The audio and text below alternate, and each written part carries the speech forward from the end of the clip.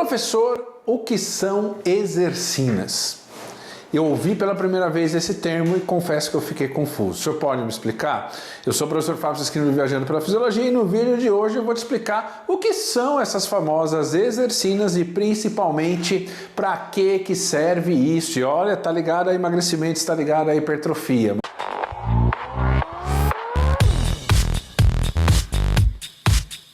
Mas antes de te mostrar isso, se você não está inscrito no canal, faça a inscrição, ative o sininho de notificação e já deixe o seu like. O seu like ajuda bastante o canal a crescer e nos motiva a gravar cada vez mais vídeos aqui para essa comunidade aqui do YouTube, beleza? Então vamos lá. Uma coisa que a gente precisa entender é que a área da fisiologia do exercício, bem como a área do treinamento, são áreas que com o tempo nós vamos evoluindo em termos de conhecimento. Então significa que talvez se você fez o curso de graduação há muitos anos atrás ou após graduação, então é natural que você se depare com terminologias da área da fisiologia e do treinamento, estratégias de treino, essas coisas todas, que talvez você não aprendeu lá no teu curso de graduação, no teu curso de pós-graduação. Então, só para vocês terem uma ideia, a cada dia mais de 200 artigos científicos na área da fisiologia do exercício e treinamento são publicados. Ou seja, é humanamente impossível eu, você e qualquer pessoa conseguirmos acompanhar de fato em tempo real a evolução da ciência. Por isso que eu sempre falo para vocês, é sempre importante estar estudando, estar aprendendo, estar evoluindo para que você não fique, obviamente, muito atrasado. Então eu vou te dar um exemplo claro disso. Até alguns anos atrás se acreditava o seguinte, que as glândulas endócrinas eram estruturas anatômicas responsáveis pela produção e pela liberação de hormônios na corrente sanguínea. Por isso que se você pegar os livros de fisiologia do exercício, né, os mais clássicos ou até da área da fisiologia médica, vai mostrar lá assim, quais são as principais glândulas do corpo humano. Por exemplo, a hipófise, que libera esses hormônios. Por exemplo, a glândula tireoide, que libera outros hormônios. As glândulas suprarrenais, que liberam hormônios como cortisol, corticosterona. As gônadas, que nos homens são os testículos e nas mulheres são os ovários, liberam estrógeno, progesterona, testosterona, lá. Então, claro que glândulas são tecidos que produzem hormônios, só que de alguns anos para cá, a ciência na área da fisiologia do treinamento começou a descobrir que existem outros tecidos do corpo humano que também atuam na produção e na liberação de hormônios para a corrente sanguínea. Então, por exemplo, hoje nós sabemos que o tecido adiposo, a célula adiposa, é um tecido que tem condição de produzir vários hormônios e liberar na corrente sanguínea, como por exemplo, o famoso hormônio leptina, que está associado, por exemplo, ao controle do apetite, está associado ao metabolismo de gordura. E da mesma maneira, hoje nós sabemos que os ossos também conseguem produzir hormônios, nós sabemos que, por exemplo, o músculo consegue produzir hormônios, o próprio fígado consegue produzir hormônios, e, portanto, vários tecidos do corpo humano hoje conseguem produzir hormônios, liberar na corrente sanguínea, e esses são hormônios que vão ter várias funções metabólicas associadas ao emagrecimento, controle do apetite, hipertrofia, prevenção de doença, controle de doença e tudo mais. Então, quando nós ouvimos o termo exercinas, primeira coisa que a gente precisa entender, toda palavra que tiver a terminação ina, como aqui, por exemplo, exercinas, a terminação ina significa que é uma substância fabricada a partir de proteínas. Então, por exemplo, quando você pega o hormônio insulina, terminação ina, então o hormônio insulina é um hormônio proteico. A adrenalina, terminação ina, então o hormônio adrenalina é um hormônio à base de proteínas. Então, o que significa isso? Que primeiro, exercinas são moléculas produzidas por algum tecido que usa como matéria-prima os aminoácidos, as proteínas, beleza? Segundo, o termo exercinas significa que são proteínas produzidas a partir do fato em que o indivíduo faz exercício. Então são proteínas que não serão produzidas se a pessoa não fizer exercício.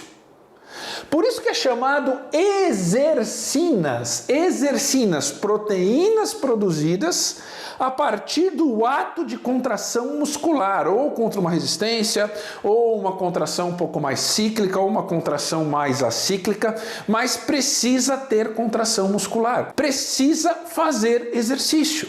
E quando você faz exercício, o tecido do corpo humano que é mais estimulado para produzir movimento, produzir força, produzir potência, são os músculos esqueléticos, que aliás é o tecido que nós temos em maior quantidade no corpo humano. Então, nós já sabemos que exercinas são moléculas à base de proteína e que são moléculas que serão produzidas durante o exercício. Mas quem que produz essas exercinas? O músculo esquelético. Então, o músculo esquelético hoje, ele é conhecido por ter a capacidade de produzir mais de 650 tipos diferentes de exercinas. E qual que é o fator preponderante nesse músculo para produzir a exercina? Contração muscular. Portanto, ficar sentado não produz exercina. Ficar deitado assistindo vídeo do YouTube não produz exercina. O que produz exercina é treinar, é nadar, é correr, é pedalar, é saltar, é puxar ferro na academia, é fazer um treino HIIT na corda naval e, portanto, o músculo, o estímulo primário para que esse músculo produza exercinas é a contração muscular. E aí, olha que interessante. Então, o exercício com contração muscular, portanto, nós vamos ficar pensando só em exercício isométrico, exercício dinâmico, fase concêntrica e excêntrica, estimula o músculo a produzir e liberar no sangue essas várias exercinas. E aí, olha como é o bacana agora. As exercinas produzidas pelo músculo que vão para o sangue vai transportar essas exercinas até diferentes tecidos do corpo humano. Por exemplo, as exercinas produzidas no músculo, tem muitas que vão agir no cérebro e vão regular o metabolismo cerebral. Outras vão agir no tecido adiposo, regulando o metabolismo do tecido adiposo e te ajudando a emagrecer. Outras vão agir no fígado, regulando, por exemplo, a quantidade de gorduras no sangue, que é fator de risco para doença cardiovascular. Outras exercinas produzidas num determinado grupamento muscular, que vão para o sangue, vão agir inclusive em outros músculos, estimulando, facilitando o processo de emagrecimento e também de hipertrofia muscular. E eu já vou te dar 2 exemplos práticos de exercinas fazendo esse processo. Mas antes disso, eu quero falar com você que é personal trainer, você que é formado em educação física. Se você já é formado ou está no último ano da graduação, no próximo dia 19 de março de 2024, eu vou abrir vagas para a nova turma do curso de pós-graduação em Fisiologia do Exercício. Pós-graduação é o único curso no Brasil que atribui ao aluno uma certificação com titulação de especialista. Se você não fez pós-graduação, você não pode usar no seu currículo a palavra especialista. Então, curso de pós-graduação lato sensu serve para formar especialistas de fato em fisiologia do exercício, que o mercado carece. Menos de 6% da galera formada em educação física é de fato especialista em fisiologia do exercício. Então, se você é formado ou está no último ano da graduação, você já pode se inscrever no próximo dia 19 de março no nosso curso de pós-graduação. E eu consegui para vocês desconto de mais de 60% em todas as mensalidades, consegui também isenção total de taxa de matrícula, e você que fizer a inscrição no curso de pós-graduação vai ser convidado a participar do meu grupo de estudo avançado em fisiologia e treinamento. Então, próximo passo é fazer curso de pós-graduação, chancelado pelo MEC. O curso é 100% online, com aulas ao vivo, que você vai poder acompanhar de qualquer lugar do Brasil ou do mundo. E se não puder acompanhar ao vivo, não tem problema, você acessa a gravação. Então, quer mais informações sobre o nosso curso de pós-graduação em Fisiologia do Exercício? Clica no link que está na descrição do vídeo para você receber mais informações, beleza? Então vamos lá, vou te dar 2 exemplos práticos aqui. Por exemplo, nós temos uma exercina que é produzida no músculo chamada de irisina, beleza? A irisina foi descoberta em 2012, beleza? Portanto, ela tem aí 12 aninhos de vida. Então, quando você treina, quando você faz treino aeróbico, quando você faz treino de força, quando você faz treino funcional, quando você nada, quando você corre, você estimula o músculo a produzir, por exemplo, a irisina. A irisina, ela é uma exercina que ela é considerada a mais completa. Por quê? Porque a irisina, ela age no cérebro, ela age no tecido adiposo, ela age no fígado e ela age no músculo esquelético. Então, por exemplo, quando a irisina é produzida pelo músculo, o que ela vai fazer no tecido adiposo? Vai estimular o processo de termogênese de tecido adiposo. Isto é, você tem uma célula cheia de gordura que está, né, a pessoa está engordando, essa célula está fabricando e armazenando mais gordura. Quando eu tenho a ação da irisina na célula adiposa, a irisina vai estimular o processo inverso. Ao invés de fabricar gordura, vai estimular a quebra dessa gordura, que é a lipólise. E ainda a irisina vai estimular as próprias mitocôndrias da célula adiposa para consumir o próprio estoque de energia, o próprio estoque de gordura. Portanto, a irisina no tecido adiposo facilita, acelera o processo de emagrecimento.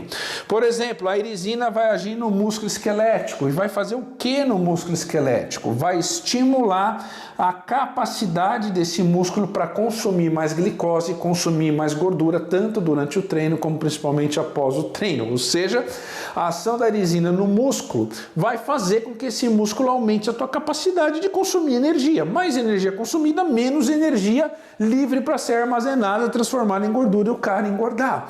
A irisina, por exemplo, atua no cérebro e lá no cérebro a irisina estimula o processo de neuroplasticidade cerebral, ou seja, vai estimular o cérebro a fazer mais ligações sinápticas entre os seus neurônios, vai regenerar neurônios e isso aumenta a tua memória, isso aumenta a tua concentração, isso aumenta a tua capacidade de pensar, de raciocinar com clareza e te protege contra doenças mentais tipo ansiedade, depressão, Alzheimer e por aí vai. Por exemplo, exercício importante é uma exercina chamada de musclina.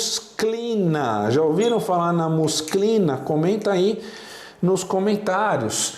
A musclina é uma exercina produzida pelo músculo esquelético, que ela age no próprio músculo que a produziu ou age em outros músculos, e a principal função da musclina está em aumentar a capacidade desse músculo de fazer síntese proteica e, portanto, promover hipertrofia.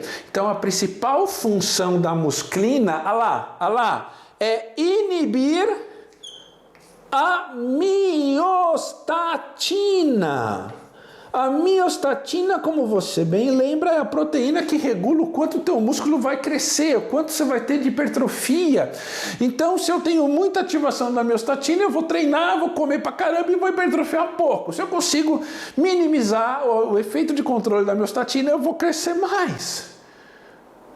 A grande questão é: qual é os melhores estímulos de contração muscular para produzir essas exercinas e outras exercinas? Qual é a melhor intensidade de treino para cada tipo de treino melhor para tudo isso? Porque tudo bem, tem que ter contração muscular. Agora não é caminhada, gente. Não é fazer treininho de 3 minutos. Existe um volume e uma intensidade específica para cada exercina. Então, isso é o tipo de conteúdo que você não vai aprender aqui no YouTube de graça, que você não vai aprender num curso de domingo. Esse é o tipo de conteúdo que você aprende na pós-graduação, porque pós-graduação é um curso para formar especialistas em fisiologia e treinamento que entende profundamente esse processo e consegue explicar em 1 minuto com palavras simples para um leigo chamado seu aluno. Portanto, se você já é formado em educação física, se você já está no último ano da graduação, você pode fazer inscrição no nosso curso de pós-graduação.